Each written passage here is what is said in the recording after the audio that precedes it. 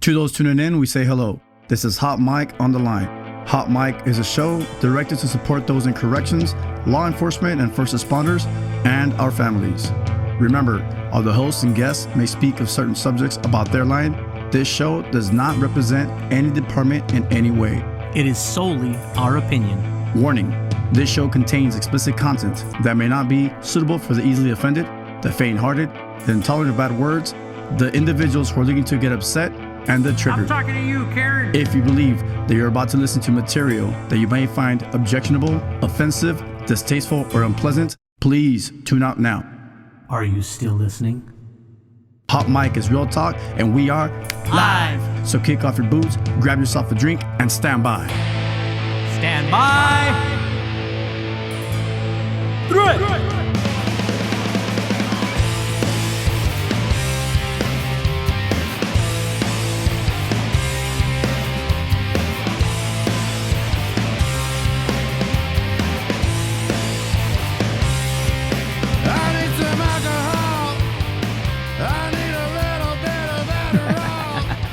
With me doing this thing is the very funny, the master of disguise, Danny, a.k.a.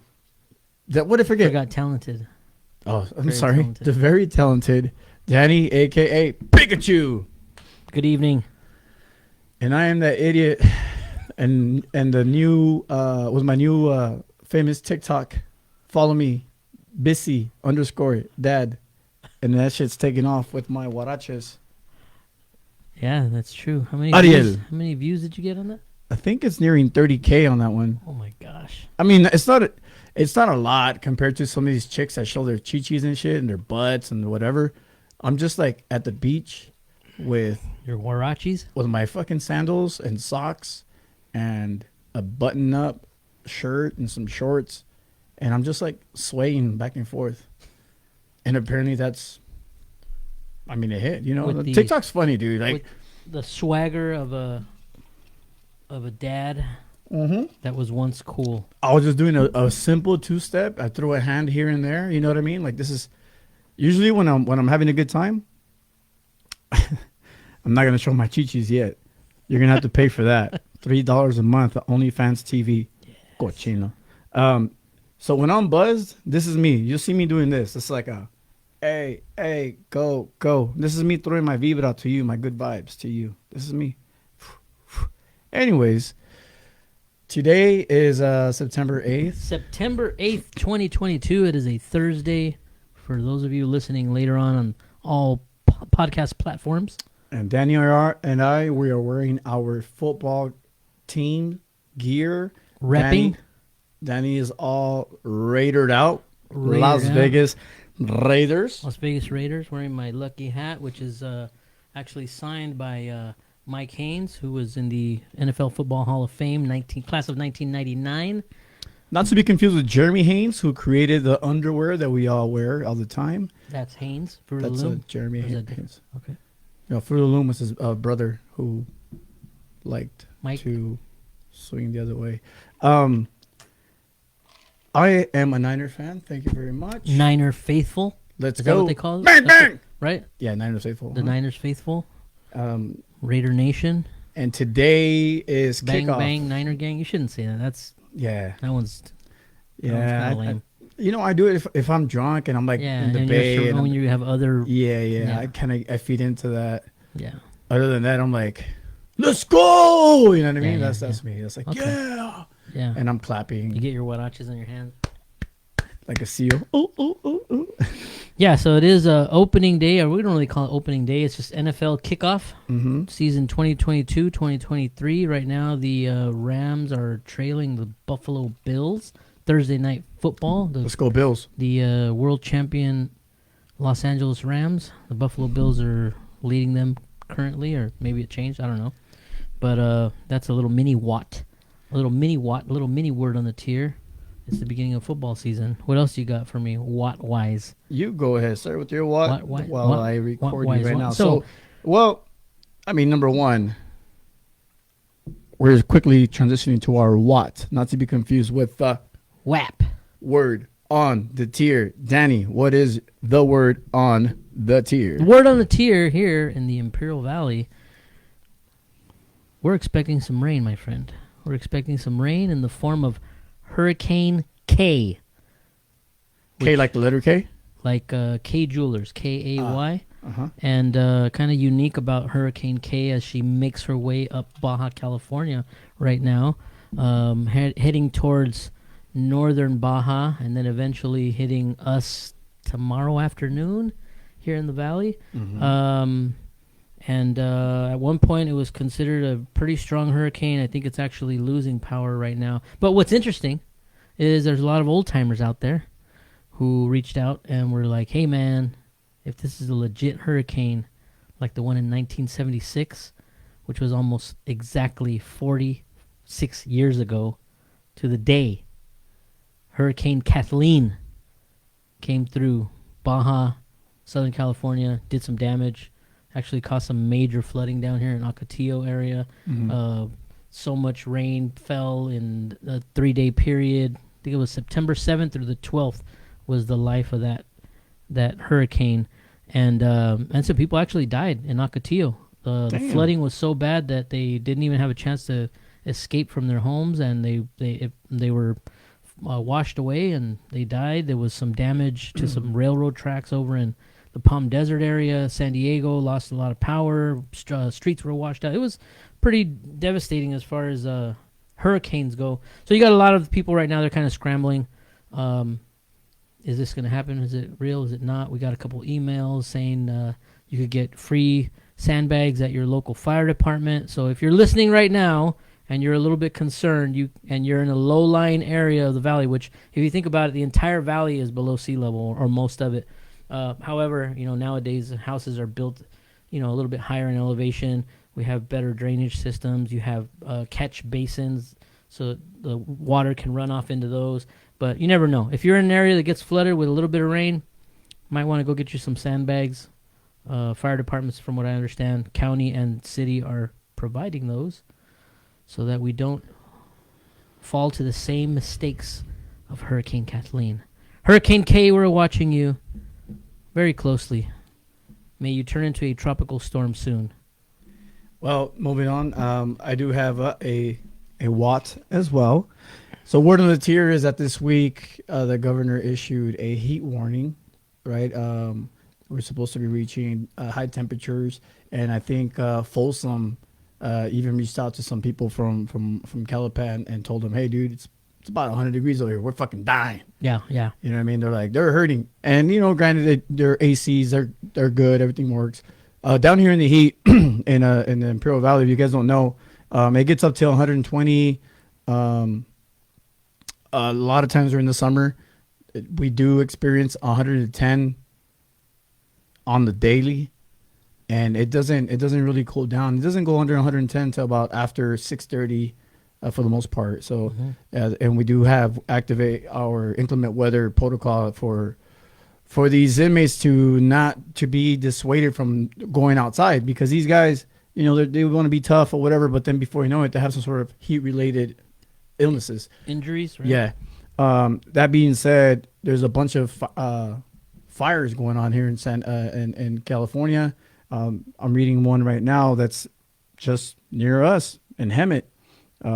Thousands of acres is burning. There's it says that, in this area it hit 116 degree weather. We kind of joke about it down here because we're like 116, whatever, man. That's your typical, that's day in, day out. Yeah, day in, day out. That's us. But there's a couple fires. We have the record-breaking fires. Fairview fire. That's the one right here in Canyon Road near Hemet. The Mountain Fire. That's that Big Bear area. I think one it's up in Big Bear. near Riverside. It's a little south of that, I believe. Mountain Fire. That's burned about almost 12,000 acres. The Mosquito Fire, the Mill Fire, and there's a bunch of other smaller fires out throughout the state. So hopefully, if we do catch some rain, nothing crazy, it puts some of these fires out, man. Because these firefighters, bro, they put their life on the line. They're out there for hours and hours. Sometimes with little to no sleep. And dude, my My hat's goes off to those guys. Yeah, Man. I mean, I can't imagine that environment's pretty crazy already. Up in that mountainous terrain, and then to be fighting a fire that can at any time turn on you and potentially kill you and your partners, and then you compound that with these record heat that we're setting right now in some of these areas that are normally pretty cool. Yeah, it's all bad, man. All bad, and we can't forget, our inmate firefighters. They're out there too. They're holding the line out there too. So I'll give them their little props. Yeah. Out there Good doing job. their thing, and they're fighting the fires alongside of a lot of these Cal Fire guys out there. Mm-hmm. So it's it gets a little comical, right? Because I read how we're trying to conserve energy and the new law that passed to eliminate gas vehicles right. passed in California, and then what is it, like the very next day, don't charge your vehicles. Well, I mean, it was so those announcements were made so close to each other that there's a meme right now floating around where those headlines are on one on top of another. Yeah.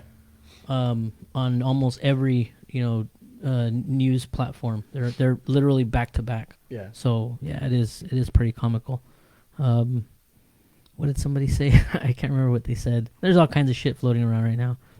I'm gonna help my part. I'm gonna do my part and help the power grid. I'm gonna go around unplugging electric cars, something like that. Somebody said that. Yeah, there's a bunch of them. There's a bunch of them floating around right now. But yeah, it is. I mean, it's ironic, very very ironic. Even more ironic is that some people are saying, "Well, shit, if I can't plug in my car, that's cool. I'll go fill up my generator that's powered by fossil fuels, and then I'll use the generator to charge my electric car. So what was the purpose? Therefore, defeating the purpose of the electric car." So, I don't know, man. What do I know? We're just dumbass CEOs, I don't bro. know, man. That's it. Anyway, so why don't we start the show, Danny? You How ready? about we start the show? So that was your 2-part Watt, thanks to the fires and then the electricity, the heat wave. I have another watt. Oh, another word on the tier, folks. I have another one. It's a 3-day word on the tier. So one of the tier is that they just had the CCPOA convention in Las Vegas. Mm-hmm. Sounds like an excuse for a bunch of CEOs to go out and get drunk and get crazy. Whatever, man. I'm jealous. I didn't go. I was gonna say, sign me up. I've actually never been, but yeah, they just wrapping that up right last week sometime. Yeah, and you know what? It's cool that they do that. I heard that they had a bunch of raffles at the CCPOA convention in Vegas. They had some pretty good speakers. If I'm not mistaken, Ken Shamrock was there, the UFC fighter. I saw a clip of Uriah Faber, former UFC fighter, or maybe current. I'm not sure. Yeah, and also MMA. Fuck, should I say this? Anyways, Ken Shamrock, I heard he had a really good speech. As far as a lot of people, if they follow UFC and they know Ken Shamrock, they know his struggles. They know that he was homeless and that he used to get beat up by one of his stepdads. Like he has a fucking crazy story. I didn't know that. Dude, he has a crazy ass story. You got to check that out. It's sad. And I mean that guy's pretty fucked up, I got word of how he got paid, and I don't know if I should. Yeah, of course, they gave him some sort of incentives, right? But I'll talk about it offline. We'll talk about it offline. Talk about that shit offline. But there was about 600 people that attended, and they all had a great time. Everybody enjoyed themselves. They were able to network. There's a lot of they got a lot out of it. I believe some decisions were made. Whatever, but we didn't get a chance to go. I wish we had the chance to go. Matter of fact, one of the union guys kind of mentioned is like, hey, dude, you guys should go set up a little booth and maybe sell some swag, pass us some stickers. I'm like, fuck, that's a great idea. But we did have other plans and we were able to make it. It's obvious that we've been pretty busy. Next year, I don't know who we is. You and I. I don't know. My passport doesn't have no stamps on it. Anyways, next year, let's start planning it right now. It's in Reno. Let's go. Reno's not Vegas. So what? It's Reno, dude. That's All right. like for us, 40 and over. So let us know if you guys want to see us in Reno, Nevada. Oh, in Reno, yeah, and then you can donate to our OnlyFans TV, and we can start our raising funds for our Reno CCPOA convention 2023, Yeah. and we'll have some swag, which is, you know what swag stands for? Yeah. What is it? Stuff we all get. What? It's stuff we all get. So when you show up to an event and there's swag, Uh-huh. where's the swag? Where's the stuff we all get? It's the free stuff. You never knew that, huh? No, I didn't know that. You were today years old when you learned what swag stood Thank for. you. I actually met Kim Shamrock once. Yeah. Mm-hmm. Did he ask for hookers? Moving on. I asked him for an autograph, and it was at a radio station in Palm If you're Springs. smart, you're putting two and two together right now. I actually somebody won a meet and greet with him off of a radio station. They couldn't make it. They knew I watched UFC. They offered me those tickets, and not tickets. I mean, they won whatever. They offered me the passes, and we went down there and we saw him. We met him. He signed a couple pictures for me. It was pretty cool. That's badass, dude. Yeah. Let's get this show started, bro. Let's get it started. We Let's didn't get get it. not a lot of action in the DMs and PMs today Yeah. on our topic. I know probably everybody forgot about us already. Like half of our Facebook friends unfriended us already. These guys are boring, man. You guys suck. You guys So, you guys I'm are never sorry, live. We're trying to get on some type of a schedule, but it's hard. Yeah. It We're is like very the hard. we're like the Christian girlfriend that never gives up. Always teasing. I thought you were gonna say like always trying to change you to be better. Nah. I guess that works too. Yeah. Always teasing with hand jobs. Yeah. So we didn't get a lot of action there. So if we can revisit this some other time too, or see what kind of response we get. But today we're talking about. Nah, this is the only time we're gonna do it. Well, you never know. Nah, What this is if the only people time. want it? We're gonna What make if they this amazing. want it? You got to give them what they want. They What they want- really, really want, like the Spice Girls said. Yeah, I'll tell them what they want. Morale. Morale. Okay. Little backstory, and then we can start talking about morale. When we apply for any job, it doesn't matter whether it's law enforcement, some sort of nursing job, or you want to be in reach and fly medical helicopters, or there's always an excitement of a new job. You're doing your application. You want to make sure that every single box is filled, make sure that nothing is empty, that everything's correct. You double check, triple check. You ask your friends, you ask your wife, your girlfriend, hey, check this application out for me. You turn that shit in. You receive a letter inviting you for a test. You take the test. You kind of study. You're a little nervous. You ask your friends who are in that field, right? Mm-hmm. And you start asking these people like, hey, dude, what do you think? You start doing research. You start doing some research. Mhm. And they, oh, dude, that's just from 8th grade level. Depending on what, it doesn't matter what the job is. Take the test. You pass the test. And now you're in a background. Now you're there, they assign you a background investigator or whatever your HR department is like. Whoever is in charge of background checks in that specific line of work. Yeah. I got you. I'm tracking. I'm tracking So still. your assignment is there. You are intrigued. You are interested, and finally you get the call. Hey, let's get this interview out of the way. Physical assessment, other testing, whatever it is in that line of work. Before you actually start Yeah. working. You go, you pass it. You go to a training or an academy. And during that training and academy, you're all for it. You're gun-ho. You're all about it. You're drinking all the juice, as we say. And you take if you're in law enforcement, your few weeks of academy, you come back, you go and you report to an institution, and you're elated. You're excited still. That high is there.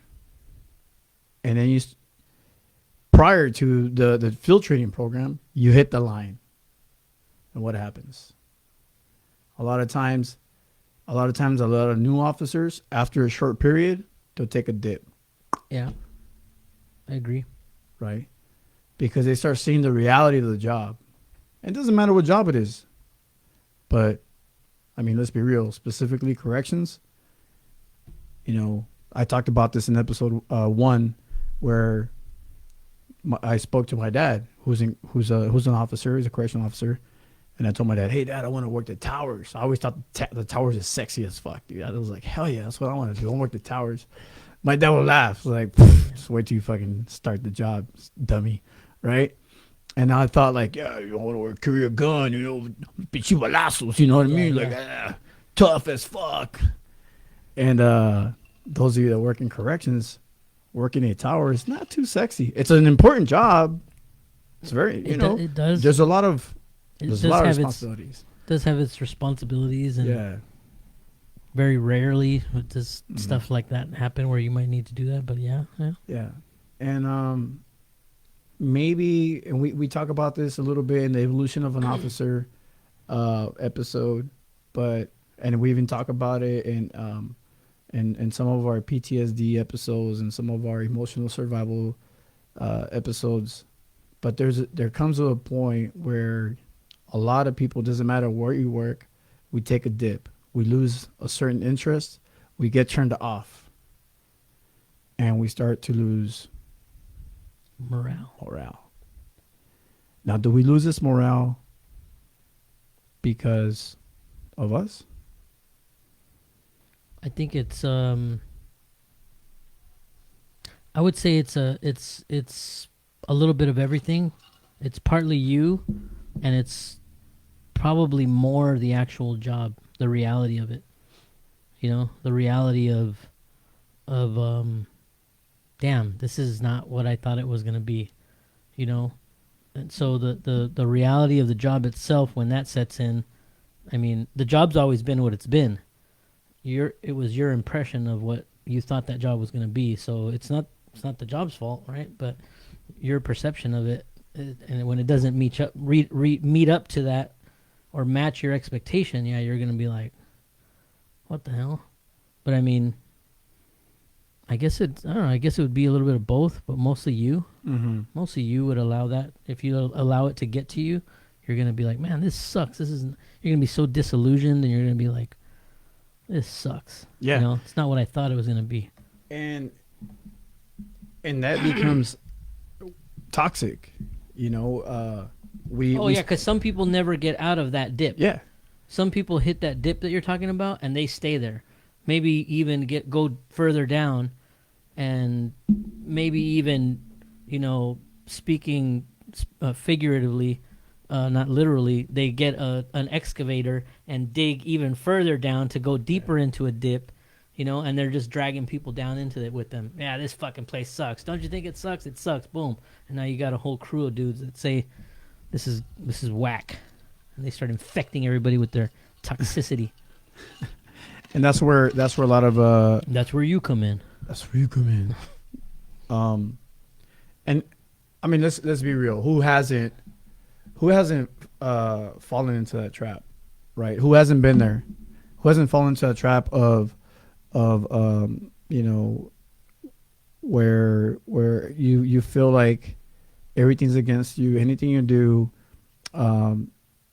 whatever, no matter what happens, you're fucking up. No matter what happens, it feels like you're stuck. You failed somewhere. Maybe you didn't get a promotion.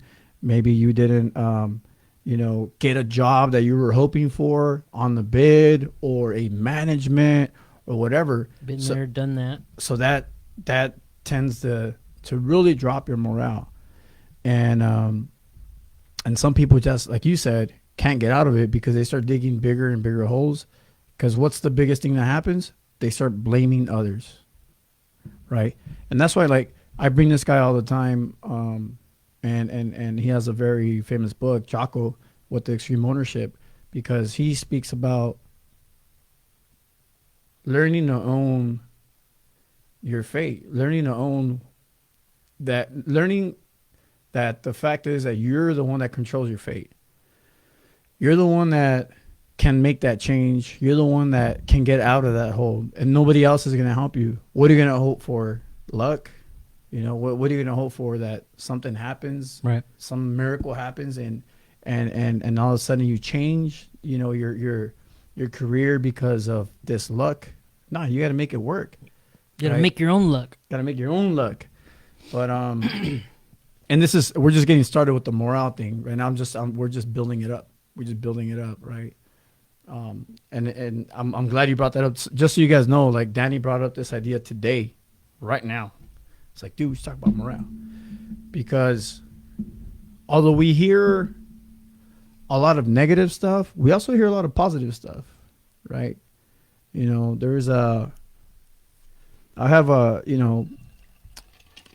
I wrote down some notes as far as what causes low morale in a work environment. So, and like I said earlier, feeling stuck. So, just to put this again, so what are some of the things that can cause a low morale? Number one, like it feels like you're stuck.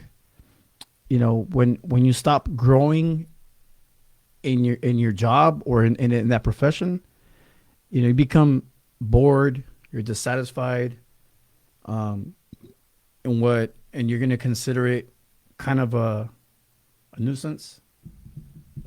It's more of a drag. It's to go to work than it used to be fun. You used to look forward to going to work. Yeah. Another one is a lack of clarity. So if you're not certain about a direction and your priorities of your profession, it's gonna undercut your morale. You're gonna lose that what you had when you first applied for this job, right? That drive, that excitement, that I guess like if you like that feeling that you're important, because now you're just like, I'm just another this, I'm just another that, just another sergeant, just another officer, just another counselor, I'm just another firefighter, I'm just another whatever it is, and so you don't set any more goals. You feel like it's too late. You feel like your time has passed. I got 25 years on already. What's going to change for me? Well, there's a lot of things that can change. Maybe you can get a better position. Maybe you can change things around you, your environment. Maybe you can set goals for yourself to help those that are around you. Because once you got 15, 20 plus years in, you're the person to go to for these youngsters, So one of the things is like another thing, why low morale, there's no transparency. It feels like we're in the dark. It feels like we don't have a lot of information a lot of times. It feels like, let's be real, it feels like inmates know before us. Yeah, that's not a good feeling. And we feel stupid. And how do we defend ourselves? We become, we raise our guard. We become defensive. Very defensive, because it can be anything. It can be something as simple as a new program. Fuck it. A basketball tournament on a certain facility, right? Which happens a lot. And this basketball tournament may have been an agreement between the captain and the men's advisory council. And that's it. And that information stays there. So now the captain allows this tournament. This is just an example. A captain allows this tournament to happen. And now the Max, because they have a lot of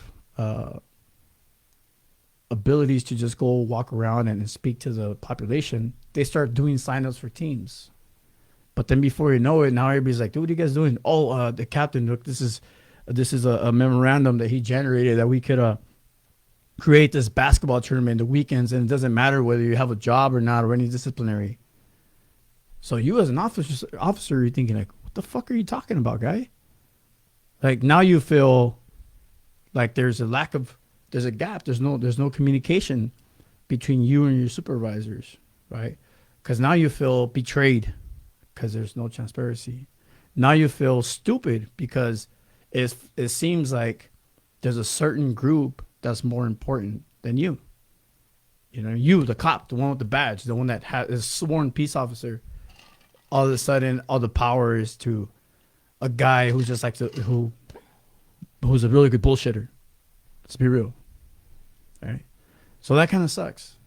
And that transparency, I think it's becoming smaller because, I mean, as far as this institution goes, I feel like we're hiring. I feel like this institution is hiring some really good people. I believe, even those that are doing acting, and I can think of a handful of them, but a lot of them are really good communicating with their staff, especially the supervisors. And that information cannot just stop with the supervisors. It needs to go all the way down to the free staff. It has to, that we have to be transparent. We have to there's no secret. Like, there's no fucking secrets, Another reason why morale can go low. I don't know if you have anything to say about that. No, I'm processing still. Yeah, processing. I want to see which one, your tournament thing just triggered me right now. Yeah. I see you. Completely, I'm like thinking back. I'm speaking from experience because I've been there as an officer and I've been there as a sergeant, where these guys walk around with a piece of paper and it's got one signature and that's the captain. And then you go and talk to the captain. You're like, hey, captain, what's going on here, man? Like, these guys are walking around with this piece of paper and now they deny it. Oh no, what the hell is that? And now you're thinking like, these guys just got one up on this, right? I don't know if you realize, but now it's a process. It's always captain, second, third watch, lieutenant, sergeant. It's like, and it's better that way. It's a lot of signatures and a lot of bullshit, but it's better that way because now you have at least 5 bodies that know what's going on and can, funnel that information to the line. Hey, there's a tournament that's going to happen and they're going to go around and this is what it is. A lot of staff are like, oh, fuck it. Okay, there's a tournament. Cool. At least we know about it. Opposed to, hey, man, can you let out 101? He signed up for this tournament. And it's blue against red. So he's late. What's up? Oh, and he gets a shower when he's done, by the way. So I'm not sure what category it falls under because I see you have your list there. But what about when they're fully transparent and they ask you for your advice and then they do whatever the fuck they want anyways? Is there a category there on your notes for that? Because I remember a time, because that's what I was saying. Actually, you mentioned that. Not feeling heard. Okay, so not feeling heard will lower morale. Absolutely. I remember working on a facility.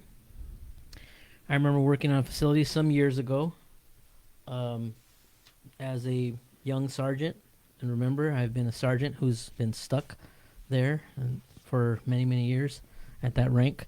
Not for lack of trying, but after listening to you, it's my fault. I did not make my own luck. But anyways, that bitterness aside, there was a time when I did actually work on the yards on the line, as many people, some of these people were probably in elementary school when that happened, but not being heard. So taking into consideration bringing us in as the supervisors on the yard and asking, hey, what do you guys think about this? And it was something that hadn't been done before as far as I had been there. And they said, well, what about, let's let them, the MACs. And for our out-of-state listeners, MAC is an acronym, MAC, for Men's Advisory Council, which is inmates that are selected from the population to speak for the population. So MAC, MAC, and then, plural, MACs. The MACs come over and say, hey, we want to play football. We want to play flag football, right? And we're all brought in and we're talked to and asked for our advice. We all say we don't think it's a good idea. We just don't. Well, it's going to be flag football. You know what? I mean, I don't look like much of an athlete now, but at one point I did play some football, and I know that two-hand touch football ends up getting what? Physical, right? Fucking right. Always ends up physical. It always ends up somebody gets shoved, because football is just a different type of sport. You're blocking, you're setting little, setting screens like you would in basketball. There's stuff that you can still do physically in flag football. That and you want to show that you're tough. Yeah, and so it's just, I don't know, it just rubbed us all the wrong way. Yeah. We're like, yeah, we get it's flag, but someone's gonna, get pushed off the line. Something's gonna happen. It's just we know how these guys' tempers are. we advise against it. So at the first football game, Oh my god. so yeah, at the first football game, or no, actually, it went on for a little while, but yeah, it went on for a couple weeks, maybe 2, maybe 3 weekends, and it was on the weekends, just like you said. We told them, well, let's confine it to, same buildings. The team has to come from that building. That was shot down. They can come from. All right, well, let's keep it from one side of the yard. That was shot down.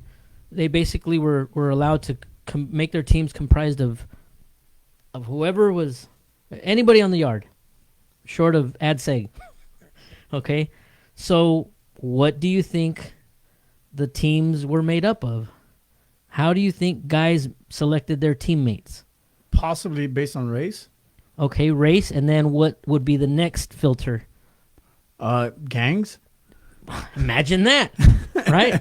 Imagine the East Coast Crips all wanted to be on the same team together, right? And imagine that the guys from Watts wanted to be on a team together, and so on and so forth, right?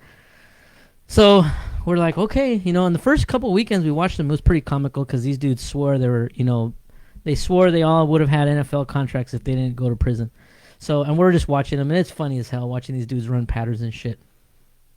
And then one day, the great football riot of 2012, as I like to remember it. I think it was sometime back. I don't know if it was 2012 or not, but we always joke about that, right? The great football riot of 2012 or whenever it was. Yeah. And these two teams are playing football. I think it was a Saturday or a Sunday. And some shoving happens, and before you know it, we got fucking 7-on-7 football turned into 7-on-7 riot. And these two factions start going at it, so that immediately turns into an incident, and it's pretty big to begin with. And then the guys on the other side of the yard see and it just turns into, it blows up into this ongoing riot. There's like 3 or 4 multiple incidents back to back. And it ended up being a code 3, all hands on deck type of deal. And we went over there, and I just remember thinking to myself, man, if only somebody had asked us if this was a good idea. Oh, they did. Yeah, especially when you got the blue Raiders against the red Raiders. Yeah, it was just, it was crazy, dude. But and I remember, what does that do for your morale? In a way.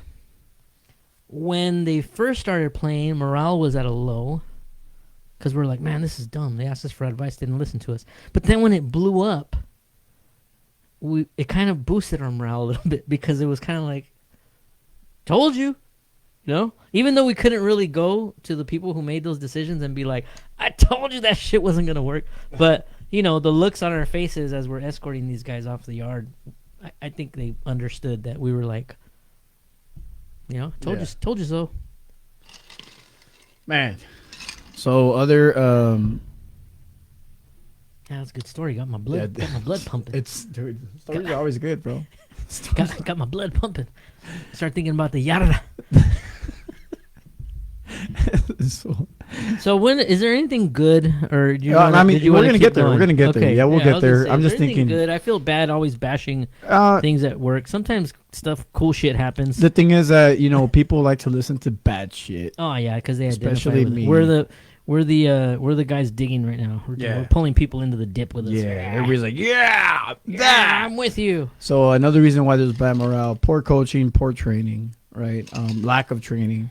I do have to say that some institutions are very fortunate with the ability to train staff, the resources that they receive, training areas and whatnot. So, and there's other places, other departments, other jobs that do not have that. It seems like, whatever you learn at the academy, that's enough. And you just got to keep learning from your peers. That's it. Oh, you want training? Go to LMS. Go to the computer. Sign the acknowledgement. Padre Nelson que estás en el suelo, you're fucking trained. Oh, you messed up? Hey, remember back in 2022 when you filled out this training? You're an expert. Now you're in trouble. There goes your morale, right? Well, actually, since you mentioned CCPOA earlier, CCPOA made sure that there's an out for officers there too. So they're supposed to. Just because you sign that doesn't mean that you can't go and talk to a supervisor and get more clarification on that training. Yeah. But yeah, that is pretty lame. Some of that memo based training. Another one is an atmosphere of blame. Atmosphere of blame, Danny. So it's not your fault. It's not my fault. It's their fault. It's the supervisor's fault. It's second watch's fault. It's third watch fault. Oh yeah. It's first watch fault. It's the non-regular's fault. Blah blah blah blah blah. That always brings down the morale. We just don't see it as a, these type of jobs. We're not Google. We're not freaking Meta with these nice little breaks where people can take a brain break or whatever it is, a nice little nap to reset your body. Because if you get caught sleeping, goodbye, you're fired. What is that called? Less than alert. Less than alert. Another one, not feeling respected. That happens a lot, and look at where we work specifically. We work in a negative environment, and even the street cops. A lot of times they're in a negative situation. A lot of times, we're just trying to problem solve, no matter what it is. Whether you're working in a prison, jail, or you're working in the street, you're always trying to problem solve. You know what I mean? So, and it gets to the point where people disrespect you, and you can't do nothing about it because you have to maintain professionalism. Even as I speak, people above, if they listen to the show, are probably thinking right now, well, yeah, you're a professional. You have a badge. You're a sworn peace officer. Those guys are this. Those guys are that. Well, guess what? At the end of the day, those guys have more fucking rights than us. So relax. We're people too. I have feelings.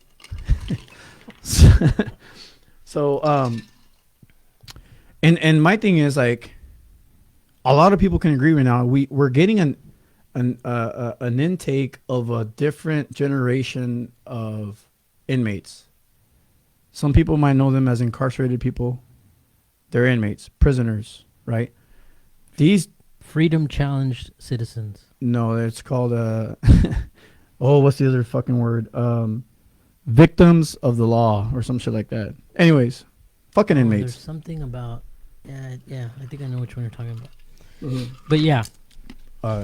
Anyways, this new generation coming in, their mentality is, you got to respect me no matter what. I want respect, but they don't want to give it back. And we do. I want to say 99.9%. I see officers in a professional manner. Sometimes you get some cops that try to be too hard, and it's an easy, hey, bro, like, remember, just talk to these dudes. And it's just a lack of experience or lack of, or just poor communication, But for the most part, it's always a, hey, sir, put on your mask. Good morning, this and that, whatever. When we get looked sideways, you know what I mean? We always get like that challenging look, like you're a piece of shit look. Mm-hmm. Like they look at you like you're short, from head to toe. I never get that. Because they're looking at you just down because you're short. But and that's just a different area of a lack of respect that you don't receive. And then it also happens sometimes. Sometimes some officers feel like they're not getting it from the supervisors. They're, like you said, they don't feel like they're heard or needed or whatever it is. So they feel disrespected in that way. And the last one is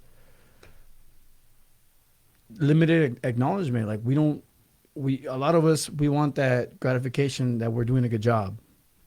Like a quick attaboy. And some institutions are doing it, right? But this is why, again, this is an umbrella of why job areas have a low morale. Low morale. But like you said, what brings up morale? What are some things that bring up the morale? Well, before you go past that, it's before we go back to, or before we move on to the good stuff, limited acknowledgement. That's something that as supervisors we have the ability, albeit kind of restricted, because we're not in a line of work where we can offer bonuses. You know, on the street, you can offer somebody a bonus. You can offer them an extra day off. You can offer them, you know, there's so many tangible incentives that they can actually put their hands on. Where in our line of work, you know, I mean, okay, you can do a letter of appreciation, you know, a letter of recognition, a letter of commendation, whatever, right? But in terms of like, hey, here's a $500 bonus because you did X, Y, or Z, right? We don't have the ability to do that. What we do have the ability to do is to praise our staff and acknowledge them for doing a job and being genuine about it, because there's nothing worse than just a hollow, you know, hey, good job today, and you know, if it's not genuine, they're not gonna feel appreciated. They're not gonna feel acknowledged. It has to be genuine. It has to be for real, you know. Yeah. And then you do it in front of their peers, so that they see that, hey man, you know what, like, you know, this guy's always coming to work, this guy's always doing a good job, this guy's this housing unit this, or these yard cops that, or whatever. And when they see that they're being acknowledged, even in that short little time frame of a meeting with everybody, and you say, hey, I just want to take this time to let, you know, these guys know you guys are doing a good job because of this, and that. And then other people will see that and be like, hey, you know what? Well, maybe I'll try a little bit harder. I want to get recognized at the next meeting. And that same toxicity that we talked about earlier that can you know, become contagious amongst staff, that positive outlook can also be, you know, kind of passed around to people too. So we have the ability to do it. It's kind of hard. You know, there's some institutions that reward their staff the way that they can is they'll give them specialized training. Maybe this guy's not ever gonna be a range master or a baton instructor, but they you know what, take a break from the joint, go learn the spirit go training. to RJD, right, where the weather's nice, and spend a couple days at a hotel in San Diego. Take a break. Hurt me, right? Learn how to become a baton instructor or whatever, or up to Sacramento. You know. Before we name a lot of the good stuff, I do have one to say that's like kind of a very hot topic, and this one's crazy because a lot of our listeners are either retired, seasoned officers, or just really don't know what's going on right now in institutions. There's dude, I just saw, it was heartbreaking. I just saw an officer not too long ago walking out, and this is one of those cops that you go to this building, almost every single inmate in there respects this guy because he's even, he's fair, he respects them too. His building is probably one of the cleanest, one of the sharpest. Passes every single audit possible. Matter of fact, I think they send people over there all the time for audits. Oh yeah, go to this building so we can pass these audits, right? Well, recently I saw this guy and I'm like, hey bro, I pulled him aside, like, and to me, I want to say, I've had a lot of hearts to hearts with this guy, and I've learned from him, you know, growing up in the institutions. I learned a lot from him as well. I'm like, hey man, like, what's going on, dude? Like, are you all right? Because he had that defeated look, and his answer was, well, you know, it's usually just another day, but with a little smile behind the stash, right? But this time it was like, hey, it's just another day. And I'm like, it's something's off, right? And I'm like, well, what's going on, dude? Like, what's up? It's like, well, you know, it's been about a month and a half, and I've had about six to seven Ames interviews.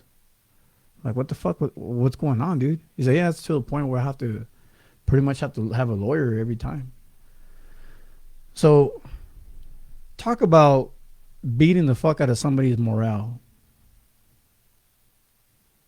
the department right now allows inmates to, and it's their right. I completely get that shit. I get it. The inmates have a right to put a staff complaint, put a grievance, put an appeal against anything, everything, and anybody. Right. This is my fight. This is my Your beef with this. my fucking beef, dude. This is what This is what pisses me off because chaps your hide about it. yeah, because when I recently went to the Lieutenant's Academy, I brought that up. I'm like, because they brought in a person, an expert from Ames, and those who don't know what Ames is, it's like what's under OIA or IA, Internal Affairs, right? Their job is to see if there is a legit allegation, and then it moves up, right? And it's no secret. There's laws against. There's everybody fucking knows what that job title is. It's on any single corrections website. So I'm not saying anything that's new. Anyways, what pisses me off is when Ames goes around, when they make their way over here to interview other witnesses, inmate witnesses, staff witnesses, and they find out that these inmates are making up these allegations, that they are lying about these allegations, because some of them even say like, yeah, you know what, a lot of us got together just to get him out of this building. We don't want him in this building anymore because he's too hard, he's too stern, he's making us follow the rules, we don't like him anymore. Mm-hmm. Do you know what happens to these dudes? I'm So gonna the guess. inmates. I'm gonna guess. Nothing? Fucking nothing. Yeah, I'm gonna guess nothing. Nothing. Fucking nothing happens to these dudes, bro. And it's very as you can see, it gets me pretty riled up. Why? Because there's a law against that. There's a law against falsifying reports, Yes. right? Making a false. Those are false allegations. False allegations. Right. And especially if they admit to it. some of them do. That's what's more alarming. Some of them do. Yet they don't do anything about it. And I asked, like, hey, when I went to the academy, how come we don't do anything about this shit? Like, Because if you start doing that, then these guys are going to be afraid to continue filing legitimate grievances. that was answer number one. You are correct, sir. That's answer number one. They don't want to make mijos. That's an old term for inmates, by the way, for those that don't know. They don't want little mijo to be afraid to tell on daddy, right, as they say, right? But What was the other What- answer? You said that was the first answer. What was the other answer? the other answer is there's no way to track it. I'm like, yeah, there is. Are you fucking kidding me? It's like, oh yeah, but nobody's gonna take the time to figure out, like, oh, this guy's allegation was, for real. This guy admitted that he made false allegations. Who's gonna make the write up? I rose my fucking stupid hand up. I'm like, that's an easy answer.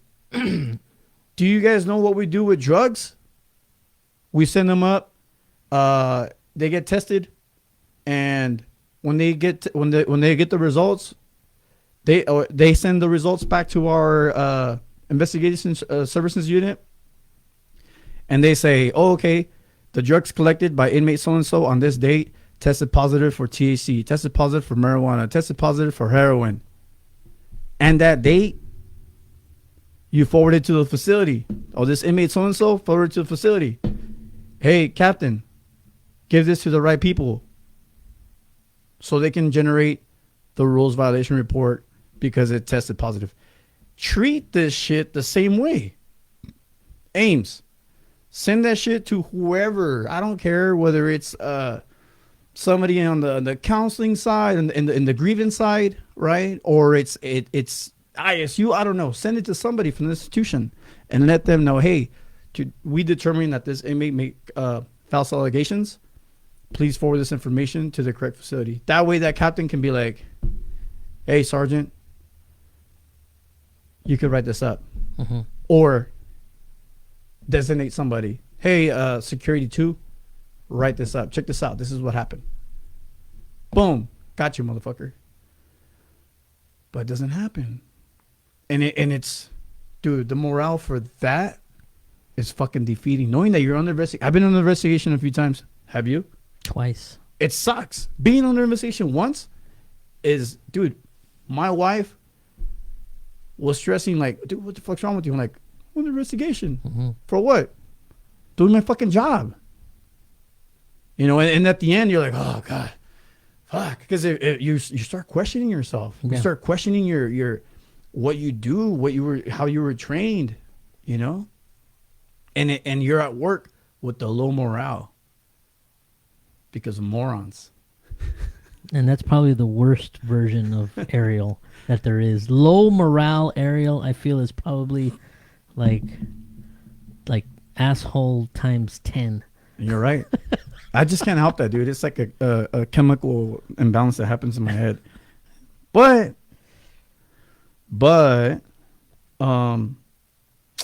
you know, institutions right now. It's we're living and working in unprecedented times right now. I've said this a bunch of times over the course of the last 2 years that we've been doing this podcast. I've been doing this long enough that I've seen the pendulum swing, you know, both ways. Super harsh treatment, hardcore punishment, old school fucking what prison used to be. And then I've seen it swing over to giving up a lot of stuff, providing more leeway for the inmates, and then kind of going back to punishment again. And right now it's swinging, and it's fucking swinging far. I'm waiting to see if it's ever going to swing back, but I don't think it's going to. I think I'm going to retire before that happens. But yeah, we're definitely living in unprecedented times, especially when it comes to that. And I think, you know, I'll be devil's advocate here, so that we can balance each other out. But I think that this whole thing with Ames and the appeal system and all that stuff, all this new stuff, I think it got pushed forward really fast, a la Trump warp speed with the vaccines, without a lot of thought into what happens if somebody does something like that, makes false allegations. What happens if they abuse? They put it into place quickly enough for them to file those grievances or staff complaints or whatever it is, without enough forethought of what do we do if they abuse it? What do we do if they, right? Because even the old appeal, I mean, even you take things like PREA. PREA has it's very clear in PREA that if you can prove that it was a false allegation, they get referred to the disciplinary process and they get punished to the full extent of whatever, right? PREA, Prison Rape Elimination Act. Yeah. So, and that PREA that's federal. Everybody should know. All of our listeners across the state, from the East Coast to the West Coast, all the way up to Alaska, all the way down to Brazil, they should Colombia. know. We're not that far. Well, I don't know if Colombia knows. What's further? Colombia, but Brazil? yeah, Brazil. they're both down there somewhere. But yeah, there's it's written in that. So I don't know. Maybe they rolled it out too fast, but I agree with you. It's there needs to be some, you know, and of course the card that's going to be pulled is that, well, you can't retaliate against these guys for filing grievances. But it's not, if you can prove concrete, hard and fast, you got a guy admitting that they, you know, it was frivolous, then why not? Why can't we? As I say in Spanish, pido la palabra. You just said something right now, dude. You cannot retaliate against these guys when they file their grievance, right? Here's what's happening, dude. These dudes, these inmates that are filing these grievances, as soon as they filed it, they think they're walking on water. Because now they start violating other shit. Because it's just a lot of them, and then we'll claim retaliation. Yes. Oh, right. Yes. That makes sense. Because a lot of them, dude, are legit fuck ups. Like a lot of these guys, and I pulled them aside. I'm like, dude, what is wrong with you? You get out in 2 years. Why are you creating this much attention to yourself? Why do you keep, you know, doing minor infractions and you're getting write-ups from guys that don't even know you, from officers that don't even know you? Because bottom line, think about it, dude. Who does most of the write-ups? It's almost always a non-regular. Yeah. Right? Yeah, that makes sense. Almost always. A regular, yeah, you know, they'll give them chances. They'll do as we should do. We do progressive discipline, right? It's like, okay, hey, inmate Reese, okay, this is your third time, man. I told you, like, get off that door. All right, here comes your fucking administrative RVR or whatever, you know, opposed to a non-regular. Hey, man, what's wrong with you? Boom, quick write up. Hey, this is retaliation. Blah, blah, blah. Shut up. Anyways, morale is being lifted in some areas, right? I know in our institution, as you can see, we're wearing all of our NFL gear. Mm-hmm. Are we moving on to the positive now? Yeah, dude, let's do it. I've been ranting for like the past hour, but this is what it's about. You know, it's cool how in Calipat we're allowed to wear our sports team jerseys if you are a non-custody, and if you're custody, you can wear an NFL hat, right, from your team or whatever. As long as it's nothing derogatory, you're not breaking the rules. Just keep it simple, and don't wear a Raider hat either, because that's gangs. I think that's a security threat group. You get 10 points for wearing a Raider hat. That's dumb. But you know, little things like that, like the beginning of baseball season, right? Yeah, you're able to do that for that first weekend or whatever. You see a lot of guys wearing their Padre stuff and their Padre caps and their Dodger caps, and then one loser wearing an Anaheim cap. Actually, two. You ain't about to get blasted right now, bro.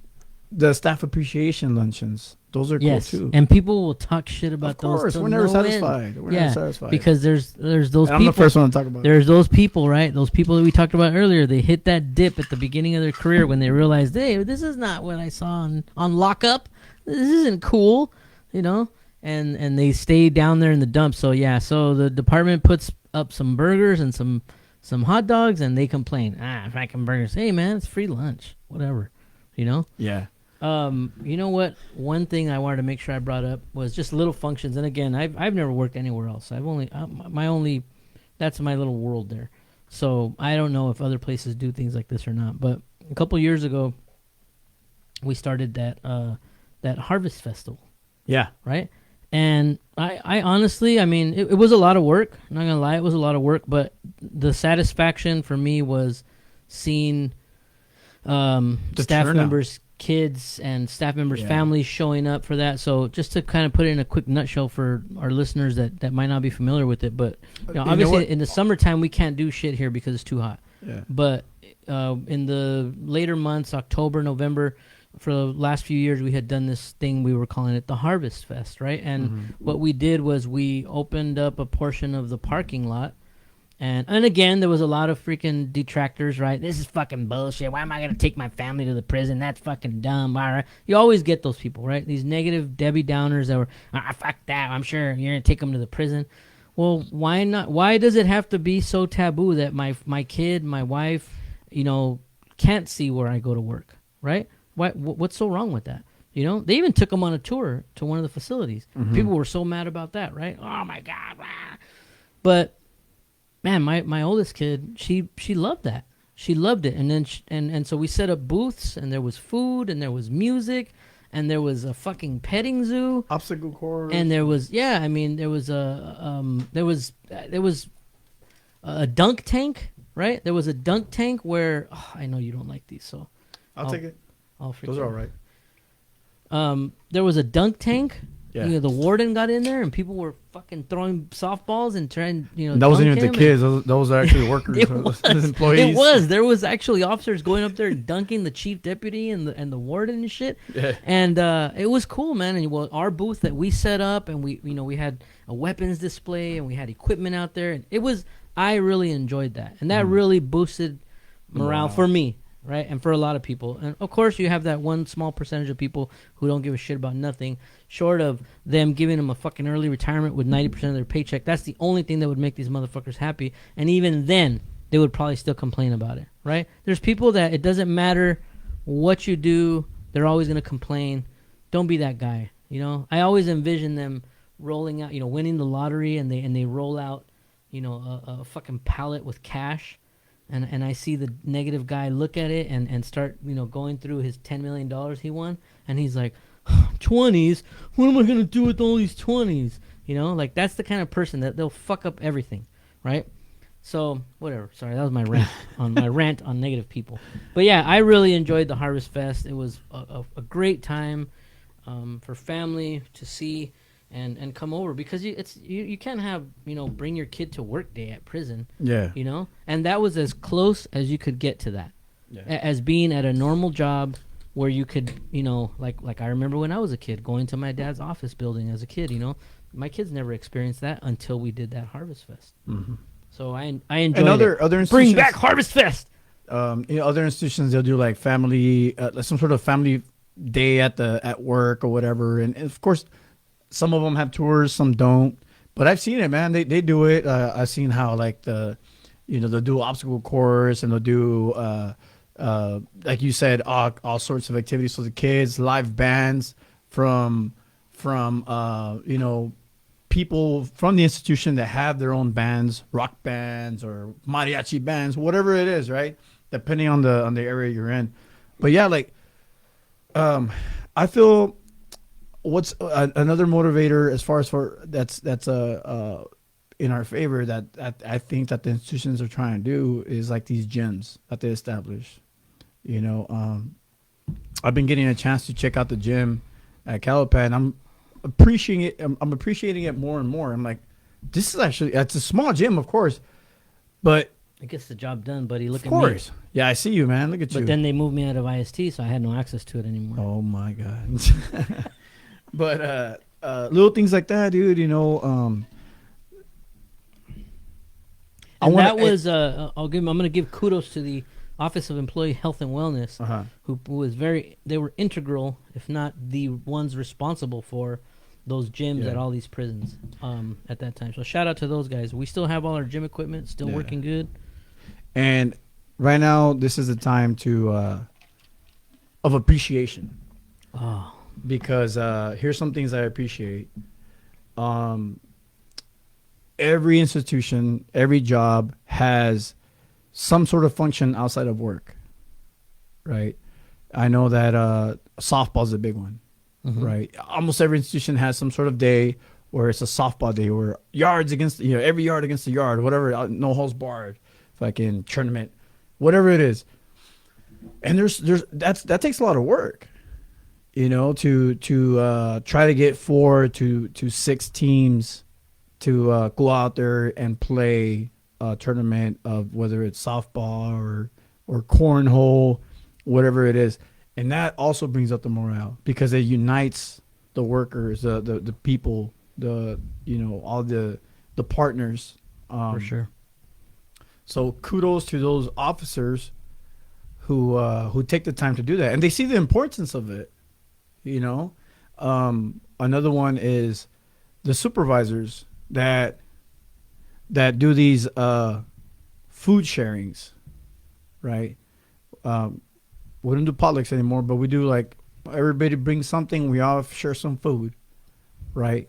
With the respect and following COVID-19 protocols. Still a thing. Still a thing. But that still happens, it still happens. Like, I know I've seen supervisors who are like, they're bringing in donuts, and you bring in donuts, what's your first thought? They messed up or something? What happened, man? You messed up? Nah, dude. I just love you guys. Yeah, here you go. Enjoy some donuts on me. Some cop killers. Right? But that brings out the morale, having each other's back. That brings out the morale. And what do I say? What do I mean by that? If you take the time as an officer to generate an RVR, to push the line, and you're a supervisor and you carry out that RVR the way it's supposed to be, automatically the whole yard, their spirits lift. It's like, fuck yeah. Hell yeah, we have a guy or a girl or a supervisor who has our back. And it could be something simple, something easy, threatening staff, disrespect, behaviors can lead to violence, whatever it is. But we need to understand as supervisors that little write-up means the world to some officers. And the second we crush, because I've crushed some, I've been guilty, and who hasn't? I've crushed some of those, violation reports, and it completely destroys the morale. But I have to pull them aside. To me, it's like a learning moment. Yes, training moment, learning moment, and explain to them why. Hey, dude, this is what happened. This is what should have been done, what could have been done. It's not their fault. It's just a lack of training. But I feel like it's getting better on the real. I know I said a lot of negative things, but it's been a pretty short career for me, 16 years now, and I've experienced a little bit. 12 more to go, Danny. And it's just changing, bro. Man, I'm sorry. I feel sorry for you. That's a long time, Messi. Man. I'm with you on that. I was just thinking when you were just talking about we used to have day in the park. I remember when I first started working, we would do that, and it was a big thing. It hasn't happened in a while. Yeah. Maybe when the weather turns nice, we can go out there and make our presence felt at a softball tournament. I do recall one of our greatest hits was doing play-by-play at a softball tournament. We had October 15th. That was good times. It's coming up. And then to go back to what you were saying when you brought up Jocko and making your own luck and making that stuff too.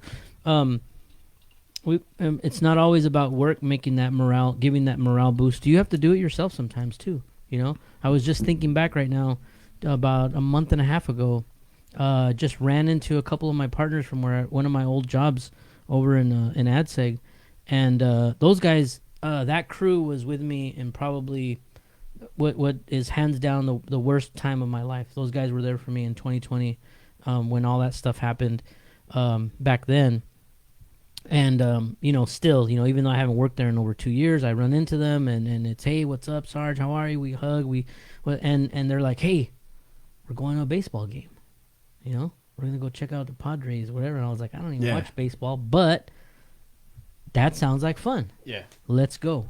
And that was that right there. That charged me up for like 3 or 4 days. Not to mention the fact that they saved some old lady that ate shit at a restaurant before the game, right? That made it even 10 times better. That's the one that you gave CPR, right? No, well, we didn't have to. We didn't have to give CPR. But they did. They did handle the entire situation. We were in this crowded restaurant in San Diego, and this lady just collapses. Her head bounces off the floor like a fucking basketball. We had just got our food, man. We just sat down, right? And people these days are fucking savage. They're just stepping over this old lady. She had to be like in her late 80s, man. I don't know what she was doing there. But people are just stepping over her on the ground, bleeding, to keep ordering their food. With their cameras out? Of course, we're just like, okay, well, I guess we got to, So I go outside. I call 911. My partners, my officers jump down on the ground and start rendering first aid. The ambulance shows up. They clear the path for her to get moved out there. I mean, we took care of the whole thing. Our fucking food got cold, and we sat down and we're like, damn, Mm-hmm. But that's an experience that we have together that we'll always think back. Hey, remember that time we went to that baseball game, right? And we'll give you that little boost of energy that you might need just to get you through a shitty week or a shitty day. Running into those guys that day, like I told you, dude, I look forward to that day, and then once it happened, now whenever we see each other, we add more shit to connection. It. And we add more shit to it. Hey, what about so and so? He looked, and then he put his glasses on and kept eating. Or I can't remember what the other thing was. That the old lady's hand fell on his leg, and he just moved his leg out of the way or some shit like that. Kicked her arm out of the way. Get out of here, lady. Yeah. So, and these are ways that we can boost our morale, like on our own. A lot of people have the mentality like, oh, work is work, and once I leave work, that's it. Yeah. If that's your vibe, that's cool. Like, you can do whatever the fuck you want to do, But a lot of times, it's also okay to hang out with your coworkers outside. I'm not saying hang out with them all the time, but maybe there's a lot of festivities coming up. Maybe a small Halloween gathering, or a yard Thanksgiving, or a Friendsgiving. They call that Friendsgiving. Yes, thank you. Or a whatever, gift exchange and Christmas, or a ugly sweater party, or a beer fest. Who knows? Beer Fest. Nice plug for Beer Fest. It's coming soon to you live. Man. And there's nothing wrong with that, man. There's fucking nothing wrong with that. There's nothing wrong with you and your partners from work to decide, like, hey, this Friday, let's all go have dinner and have some drinks with our loved ones, wives, just us, whatever it is. Whatever tickles your pickle or floats your boat, or, chuckles your taco. Whatever the fuck you want to do. Whatever you want to do. Like, it's okay to get to know your partners a little bit. Yeah. And, and there's people that just don't like that. They just don't like that shit. And that's fine. To each their own. Yeah. To each their own. They can go be bitter somewhere else. Yeah. They're going to be at fucking Beer Fest. Beer Fest. Come to you live. I already spoke to the Godfathers. Anyways.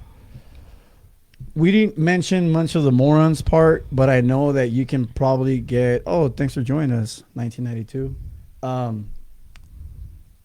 You can probably figure out who the Morons are in this story. The people that don't boost morale. Yeah. Could be anybody. The ones that bring down our morale. Could be anybody. It could be yourself. You might be the moron. Yeah. Bringing your own morale down. Putting dirt on yourself. Uh-huh. Putting fucking digging dirt that on hole. yourself. Yeah, digging that hole, and just completely covering yourself, and you're just... This is dumb. That's dumb. You're stupid. That's I'm stupid. I hate my life. Everything. I don't want to go home. Yeah. So I'm sorry. I If hope you're you out guys there, enjoy the show. if you're out there, I'm gonna pray for you. So this concludes Closing thought, or you're good? Closing thought. I mean, I always say this every time, man. Like, it's not easy to put these shows together anymore. It's obvious. Danny and I, with different schedules, we have and it's crazy because we have so much good shit, so many good ideas. Allison is ready to come back on the show. She's dealing with the little how can I put it, like, softly? I don't even know what you're trying to say. I mean, she's got life in her. You know what I mean? She's growing a human. She's inside growing of a her. little human inside her right now, bro. Like, Yeah, that takes a lot out of you. Yeah, Literally. yeah. Literally. so and she reaches out like, don't kick me out of the show. Like, homegirl, you're not. How the fuck She's am I on gonna the kick you fence out? right now with me. I'm not sure. I'm just kidding. I'm just kidding if you're watching. I'm just kidding. And then our boy Sergio, he just got back from vacation, so he's He's trying to be like you, traveling the world. Just got back from Cancun, fucking climbing I'll be pyramids there and in shit. 2 weeks. Climbing pyramids. Yeah. He probably left something for you over there, huh? And then you're gonna go find it. You guys are Yeah. all being dumb. Hey, check out my coordinates, bro. But we're trying our best, and I know we're not as active on social media, but As we'd like to be. yeah, you guys gotta understand. Like, I look at social media sometimes, and I feel like, this is dumb. What am I gonna put? So that being said, stay tuned for our OnlyFans TV channel. And we're gonna delete everything else. Yeah. Just kidding. OnlyFans TV channel. We'll put the word out. Also, we're gonna start a TikTok for Hot Mic on the Line. Sure. I'm not a TikToker. So whatever. We're gonna Do it. Let's do it. I don't Yeah, care. we're gonna talk the tick and tick the talk, and the TikToks is gonna have some cool shit, dude. I got some rappers. They're gonna be rapping presents and for Christmas. I got some boxers that are gonna be boxing some fruit. Nice. Anyways, okay. Thank you guys for your final thoughts, bro. I don't know, man. We can sit there and put the blame on everybody else, But the one thing that you can always do is boost your own damn morale. You know? Yeah. I was at church recently, and I was listening to the pastor talk, and he talked about expending so much energy pointing the finger at other people, blaming other people, trying to change other people, when in reality the only person that you can change is yourself. So you change yourself, change your outlook on life, boost your own damn morale, and the people around you will probably benefit from that. That's all I got. Yeah. Homie. Final plug. Follow me on TikTok, BISSY_DAD. I'm a few followers away from getting paid. So yeah, You dude. like $1 or something? Hey, you know what's funny, dude? These TikTok people that follow me and send messages are straight skonkas, bro. It's fucking crazy. Not all of them. Like some of them are like I try to hide them from the wifey. I'm like, God damn, this one's hot. And then yeah, and then what's funny is that I have a big gay following. It's amazing, bro. And then they're like, "Oh, papi, I could be your mommy," you know, like all kinds of my shit. God. Dude, some of these fools got some good hit up lines. I had to side message them at the side, like, "Hey, dude, you gotta train me. How do you do that shit?" I'm not that way, but damn, that was a good line. Yeah, like, "Hey, dude, thanks. I'm flattered, but you got some fucking good lines. TikTok. I see how you can get your men." But TikTok, yeah, follow us. Soon, TikTok, OnlyFans, TV, not a joke. We out. Oh, don't forget to follow Big Blue Rover, since we're plugging our social media. Big Blue Rover is on hiatus right now, but Big Blue Rover all together, Instagram. Follow me. Trying to get to 1,000 followers. Thank you. Bye. Good night.